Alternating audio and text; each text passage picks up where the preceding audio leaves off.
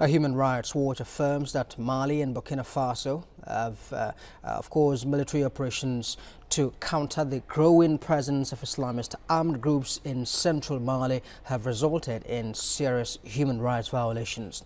The Malian forces have committed extrajudicial killings and forced disappearances of course, disappearances and arbitrary arrests against men accused of supporting Islamist armed groups. Association Director of Human Rights Watch, Corrine Dufka, joins us now for further up to talk more about that. Thank you very much indeed for joining us this time.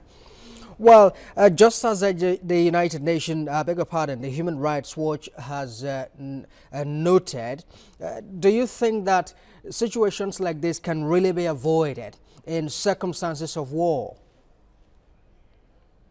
And of course, Mali has signed on to numerous very important international conventions. And of course, these violations are against Malian law as well. So they are obliged to respect human rights in the course of counterterrorism operations. And it's also important for practical reasons because the Islamist armed groups, of course, use the violations being committed by some of the soldiers in the Malian army as a tool for recruitment. Yeah, but in circumstances where you have, violence between, factions in the country, do you think that this is really avoidable? Well, in fact, the individuals being picked up and abused, tortured, sometimes disappeared and killed were not picked up in the course of battle. These are people who are accused of collaborating with the armed Islamist groups. We do not take a position on whether they are or they are not. What we do take a position on is that they are innocent until they are proven guilty. They have a right to a trial, and that the soldiers in Mali are not actually authorized to interrogate because many of these abuses are being committed in the course of ad hoc interrogations. So absolutely, Mali has the responsibility to respect detainees, and they are obliged to do so under Malian and international law. All right. Do you wish to take this any further beyond recognizing that, of course, Malian and Burkina Faso military operations, that during such operations, rights have been violated? Do you intend to take this any further beyond what you have done so far? Well, we have been monitoring and documenting on very serious abuses committed by both sides. Indeed, the armed Islamists commit very serious abuses themselves, and we have reported on that and will also in the future. So we're grounded in neutrality. We report on abuses by both sides, and with respect to these violations, we're pushing the Malian and Burkina Faso governments to properly investigate and hold their soldiers to account.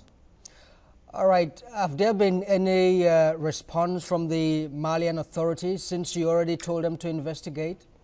No. In fact, we sent them an advance copy of our findings. When I was in Mali, I always brief them on what I have found. And unfortunately, since 2013, when I started documenting these abuses, there has been scant effort to investigate and hold them account. Again, this is not the entire Malian army doing this. This is certain, the abuses are perpetrated by certain soldiers.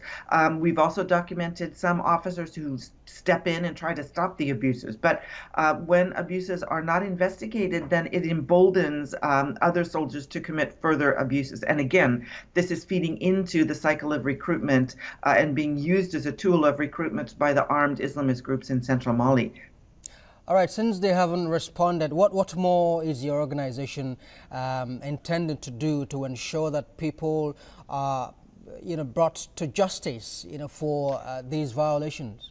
Well, we'll continue to work with the Malian government. We have a good relationship with them, and they have shown that they're able to properly investigate and hold to account some officers. You'll recall the case of the former leader Sanogo, who committed and who murdered a number of, allegedly murdered a number of former soldiers during a counter coup attempt.